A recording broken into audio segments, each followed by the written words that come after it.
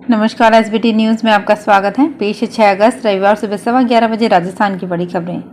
प्रधानमंत्री नरेंद्र मोदी ने नेपाल के प्रधानमंत्री पुष्प कमल दहल प्रचंड में द्विपक्षीय संबंधों के विस्तार और मजबूती के लिए शनिवार को बातचीत की।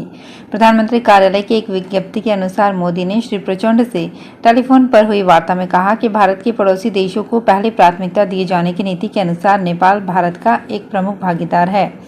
विज्ञप्ति के अनुसार दोनों नेताओं ने भारत नेपाल द्विपक्षीय सहयोग के विभिन्न पहलुओं की समीक्षा की और श्री प्रचंड की पिछली 31 मई से 3 जून 2023 तक की भारत की यात्रा के दौरान हुई चर्चाओं पर आगे की कार्यवाही की समीक्षा की ताकि द्विपक्षीय भागीदारी को और आगे बढ़ाया जा सके।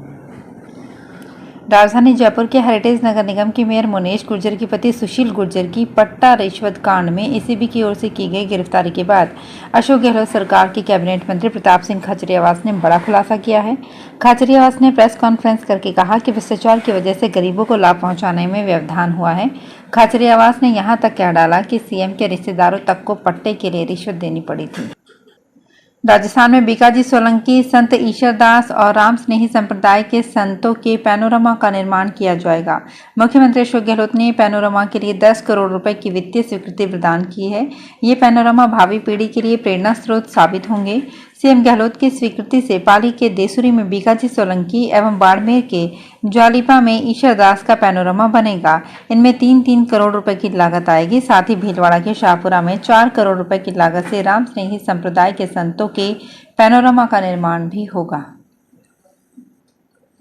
राजस्थान में गहलोत सरकार द्वारा राजस्थान राज्य गुरु गोरखनाथ बोर्ड का गठन किया गया है। ये बोर्ड जोगी योगी नाथ जाति वर्ग की समस्याओं को चिन्हित कर प्रामाणिक सर्वे रिपोर्ट के आधार पर इन वर्गों को मूलभूत सुविधाएं उपलब्ध कराने तथा पिछड़ेपन को दूर करने के सुझाव राज्य सरकार को देगा। मुख्यमंत्री गहलोत द्वारा बोर्ड गठन के प्रस्ताव को स्वीकृति दिए जाने के बाद सामाजिक न्याय एवं अधिकारिता विभाग द्वारा इस संबंध में आदेश जारी किए गए। जयपुर में शनिवार को केंद्रीय एजेंसी राष्ट्रीय उपभोक्ता सहकारी संघ ने 4 जगहों पर 70 रुपए किलो के रेट में टमाटर बेचे। टमाटर बेचने का समय सुबह 10 से शाम के 7 बजे तक का था। इस दौरान रामनगर स्थित सेंटर पर ज्यादा भीड़ होने से लोगों के बीच धक्का मुक्की हो गई। इसके कारण बिक्री रोकनी पड़ी। फिर कुछ समय बाद पुलिस की मौजूदगी में बिक्री शुरू की गई। राजस्थान की विराटनगर तहसील क्षेत्र को नवगठित कोटपुतली बहरोड जिले में शामिल करने पर लगी अंतिम मुहर के बाद क्षेत्रवासियों में रोष व्याप्त है। विरोध स्वरूप संघर्ष समिति और ग्रामीणों ने विराटनगर कस्बे में विरोध प्रदर्शन किया। संघर्ष समिति के सदस्यों ने इस निर्णय के खिलाफ काला दिवस के रूप में जन आक्रोश रैली निकालकर विरोध प्रकट किया। बंगाल की खाड़ी में बने सिस्टम के असर पूर्वी राजस्थान के ज्यादातर जिलों में 2-3 दिन से बादल छाए हुए हैं मगर बरसात नहीं हो रही है। शनिवार को भी धौलपुर, करौली और झालावाड़ सहित कुछ एक जगह पर बरसात हुई। जयपुर, अलवर, भरतपुर सहित ज्यादातर जिलों में लोग बरसात का इंतजार करते रहे। आसमान में काले बादल भी छाए, ठंडी हवा भी चली मगर बरसात नहीं हुई। ये सीजन संभवतः पहली बार है जब सिस्टम बनने और मौसम विभाग के पूर्वानुमान के बाद भी बरसात नहीं हुई। राजस्थान सरकार के 19 नए जिलों की अधिसूचना जारी कर दी गई है। इसके साथ ही प्रदेश में अब जिलों की संख्या 33 से बढ़कर 50 और संभाग 7 से बढ़कर 10 हो गए हैं। जयपुर और जोधपुर जिले में नगर निगम क्षेत्र को रखा गया है, जबकि नगर निगम सीमा से बाहर वाली तहसीलों को जयपुर ग्रामीण और जोधपुर ग्रामीण जिला नाम दिया गया है। नए जिले बनने से आमजन खुश तो है ही, लेकिन उनकी परेशानी भी बढ़ गई है। नए जिले बनने से करीब 2 करोड़ 6 लाख लोगों का एड्रेस भी बदल गया है, जिसके कारण सभी लोगों को अब आधार कार्ड, ड्राइविंग लाइसेंस, पासपोर्ट और जन आधार समेत कई डॉक्यूमेंट्स में अपना एड्रेस अपडेट कराना पड़ेगा। अगस्त महीने में राशन की राह देख रहे लोगों को तगड़ा झटका लगा है। इसमें फ्री गेहूं बंटने पर संकट खड़ा हो गया है। टोंक जिले में 6 माह का कमीशन सहित 8 सूत्री मांगों के निस्तारण को लेकर राशन डीलर हड़ताल पर हैं। राशन डीलर्स ने गोदामों से अगस्त का राशन तो उठा लिया, लेकिन 4 दिन से दुकानों पर ताले लटके हैं। राजस्थान राज्य प्रदूषण नियंत्रण मंडल ने आजादी के अमृत महोत्सव के उपलक्ष्य में निःशुल्क पौधा वितरण अभियान शुरू किया है। क्षेत्रीय अधिकारी शरद सक्सेना ने बताया कि इस कार्यक्रम के अंतर्गत जिला उदयपुर में स्थित विभिन्न औद्योगिक association, marble association, hotel association इकाइयों द्वारा लगभग 56,000 पौधे खरीदे गए हैं। वहीं स्वयं राजस्थान राज्य प्रदूषण नियंत्रण मंडल उदयपुर ने 35,000 पौधे खरीदे हैं।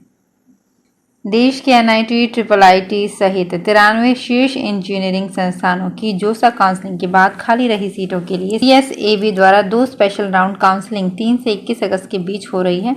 इनका रजिस्ट्रेशन और चॉइस फिलिंग की आखिरी तारीख 8 अगस्त रात 12 बजे तक है। CSAB काउंसलिंग का पहला आवंटन 8 अगस्त रात 8 बजे को जारी किया जाएगा।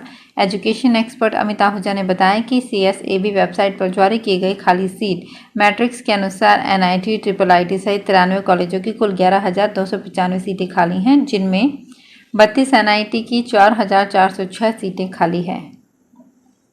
झुंझुनू डिपो में यात्री सुविधाओं के लिए 5 करोड़ रुपए खर्च होंगे। डिपो में बिजली पानी से लेकर बैठने के बेहतरीन इंतजाम किया जाएगा। अब झुंझुनू डिपो में आने वाले यात्रियों को किसी भी तरह की परेशानी नहीं उठानी पड़ेगी। आपको बता दें कि राज्य सरकार ने प्रदेश के 5 डिपो को बड़े संभाग स्तरीय डिपो की तर्ज पर डेवलप करने का निर्णय किया था, जिसमें झुंझुनू डिपो को शामिल किया गया है। इन कामों के टेंडर हो चुके हैं। अगले सप्ताह काम शुरू हो जाएगा और 6 महीने में काम पूरा हो जाएगा। बारां में स्वास्थ्य सेवाओं को सुदृढ़ करने के लिए अब 6 सामुदायिक स्वास्थ्य केंद्र और 3 उप जिला अस्पतालों का निर्माण जल्द ही शुरू होगा। इसके लिए टेंडर प्रक्रिया अंतिम दौर में है। सामुदायिक स्वास्थ्य केंद्रों के निर्माण पर करीब 30 करोड़ और तीनों उप जिला अस्पतालों के निर्माण पर करीब 40 करोड़ रुपए खर्च किए जाएंगे।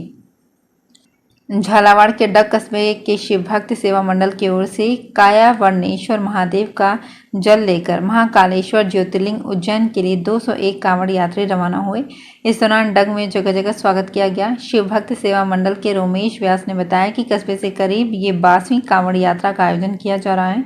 इसमें डग के पास स्थित श्री कायावर्णेश्वर महादेव मंदिर क्यासरा से कांवड़ यात्रा जल भरकर रवाना हुए, जो पद यात्रा के माध्यम से 4 दिन में श्री महाकाल ज्योतिर्लिंग उज्जैन पहुंचेंगे, जहां महाकाल का जलाभिषेक कर क्षेत्र और प्रदेश के सुख समृद्धि और खुशहाली की कामना करेंगे। भीलवाड़ा जिले में विरोध कर रहे बीजेपी युवा मोर्चा कार्यकर्ताओं पर जयपुर में पुलिस ने लाठीचार्ज किया। कार्यकर्ता CM आवास की ओर बढ़ रहे थे।